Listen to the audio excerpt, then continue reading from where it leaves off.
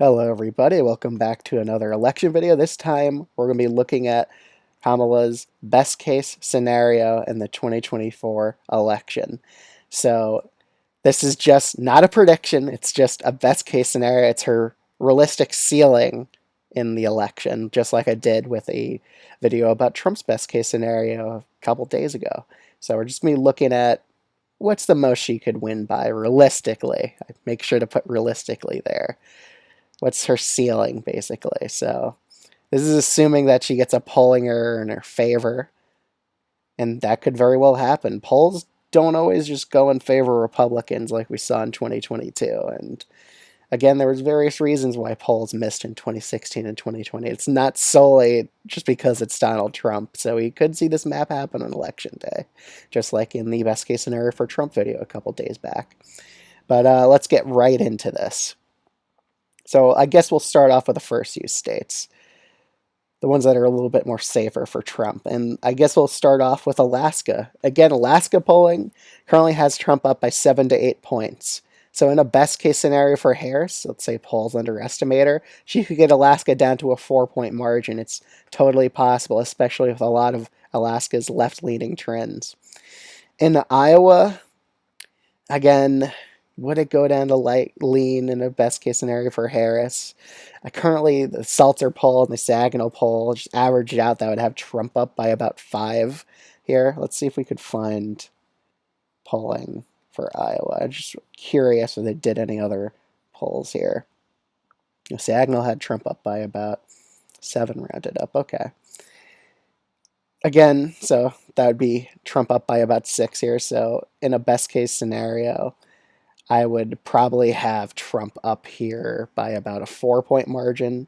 So Harris would do a lot better than Biden did in 2020 in her best case scenario.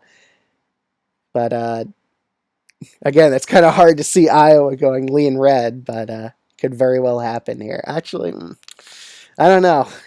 Kind of thinking it would at least be Trump plus 5, though. I mean, take a look at these polls. They're kind of done a bit ago, especially the Seltzer poll, and that had RFK included into the total.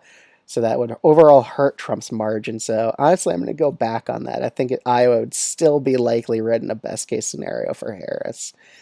Still just kind of a big Iowa doubter. Let's take a look at Ohio.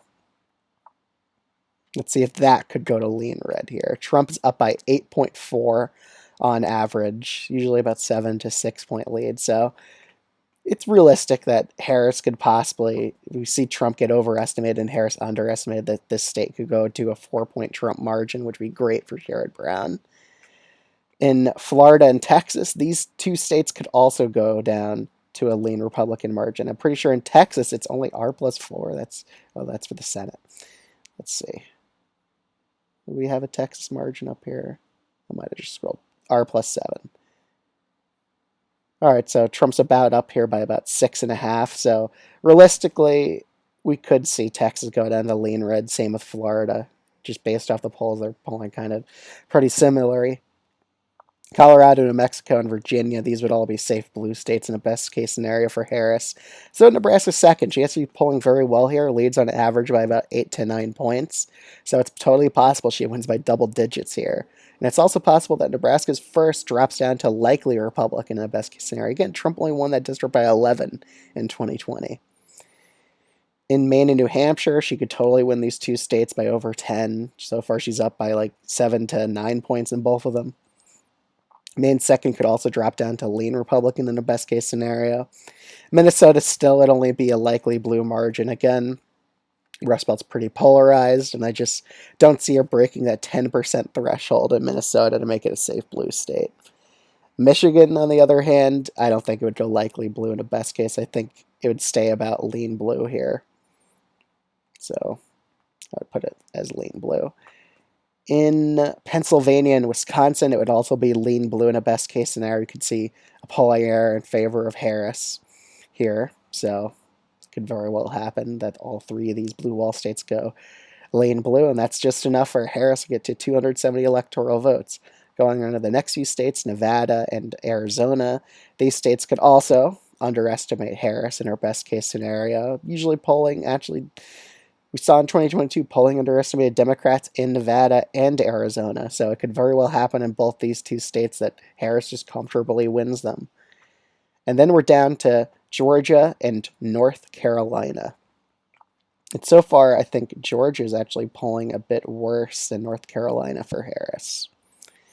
On average, Trump's on about a 2% lead in Georgia, so that's a pretty sizable lead in this state.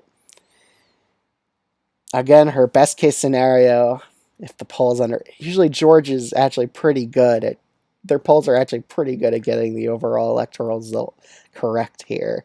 So I don't know. I think it might be of a stretch to say that Harris could win it by a lane blue margin. I think it's always going to be tilt either way. But this is a best case scenario video, so these polls could just be overestimating Trump and underestimating Harris. That could very well happen here. So I'm still going to put it as a lean blue margin in her best case scenario, that she could get some margin like that out of Georgia. North Carolina, however, I'm a bit more skeptical. Again, polls in 2020 have overestimated Democrats here before. So far, Trump's up here by a lower margin than he is in Georgia, which I kind of doubt, just because so far the early vote data, Georgia has a much more blacker electorate than North Carolina does, which is better for Democrats. And again, I have doubts about the Atlas Intel poll showing a blue North Carolina and red Georgia currently. But even in a best case scenario, I still don't think Georgia or North Carolina would go lean blue here. I think it would still hover around that tilt blue margin or so. So I'm a bit skeptical about putting it into the lean blue column, and even in Harris's best case scenario. So I'd probably put it as about a tilt blue state here. So Harris would win 319 electoral votes to Trump's 219 in her best case scenario. So we'd see a lot of states get more competitive, like Texas and Florida, which would bode well for Democrats in the Senate race in Texas. Florida Senate race, I don't know. I think Rick Scott's pretty favored to win, but Ted Cruz, he's in some serious trouble. So a margin like this would do wonders for the Democrats in the Texas Senate race. This is a map that they would really want to happen if they want to have a chance at winning the Senate, because I think the Texas Senate seat will probably decide who wins the Senate, because Montana is looking really hard for Democrats to win in right now. So the popular vote margin on this map, this would be equivalent to about a Harris popular vote victory of about 5% or so, I would say. That's kind of what this map would look like. So it'd be a bigger popular vote victory than the one Biden had in 2020 by about 0.6%. But this map could very well happen in an election. We could be shocked that Harris could win in a landslide here, just as likely as Trump could win in a landslide in the 2024 election, just based on how the margin of error works in polls. So let me know down in the comments below, what would Harris's best case scenario be in your opinion? Do you think she would win even Texas in a best case scenario? Let me know. Or do you think I'm even overestimating Harris in a best case scenario? Just let me know. If you're new to this channel, I'd highly recommend subscribe if you enjoy content like this. I'd greatly appreciate it. And other than that, thanks so much for watching, and I'll see you all in the next one. Bye.